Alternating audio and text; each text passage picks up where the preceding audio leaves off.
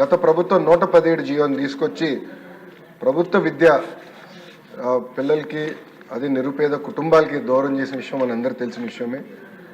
గత ప్రభుత్వ చేతకాంతనం వల్ల ప్రభుత్వ పాఠశాలలో దాదాపు 12 లక్షల మంది విద్యార్థులు తగ్గిపోయారు అధ్యక్ష. 12 లక్షల మంది విద్యార్థులు తగ్గిపోతాం జరిగింది అధ్యక్ష. అందుకే దానికి ఒక ఆల్టర్నేటివ్ ఏర్పాటు చేయాలని దానిపైన ప్రజాప్రతినిధులతో చర్చించి, అదేవిధంగా పక్కన సంఘాలతో కూడా ఒక రౌండ్ చర్చ జరిగింది అధ్యక్ష. ఆ ఆల్టర్నేటివ్ పైన కూడా మేము చర్చిస్తాం జరుగుతుంది.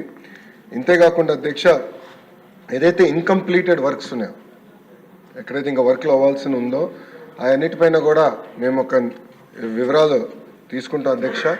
ఇన్కంప్లీట్ ఆల్రెడీ మొదలుపెట్టి ఇన్కంప్లీట్గా ఉన్నాయని తప్పనిసరిగా మేము పూర్తి చేస్తాం అధ్యక్ష.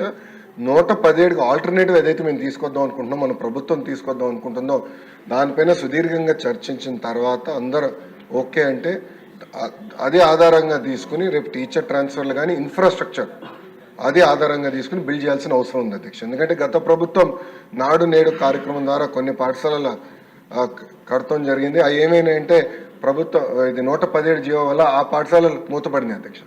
విద్యార్థులు లేకుండా మూతపడింది, అంటే డబ్బులు ఖర్చు పెట్టారు, పిల్లలు లేరు అక్కడ. అలాంటి పరిస్థితి రాకుండా చూసుకోవాల్సిన అవసరం ఉంది అధ్యక్ష. అంతేకాకుండా అధ్యక్ష, నాడు నేడు పైన కూడా గతంలో అనేక ఆరోపణలు వచ్చినాయి, నాణ్యత లేదని కూడా వచ్చింది అధ్యక్ష. దానిపైన కూడా గౌరవ సభ్యులు ఇప్పుడు కోరారు, యాక్షన్ తీసుకోమన్నారు. తప్పనిసరిగా నేను నివేదిక తెప్పించుకుంటాను. దాని తర్వాత గౌరవ సభ్యులతో చర్చించిన తర్వాత నిర్ణయం తీసుకుంటాను అధ్యక్ష.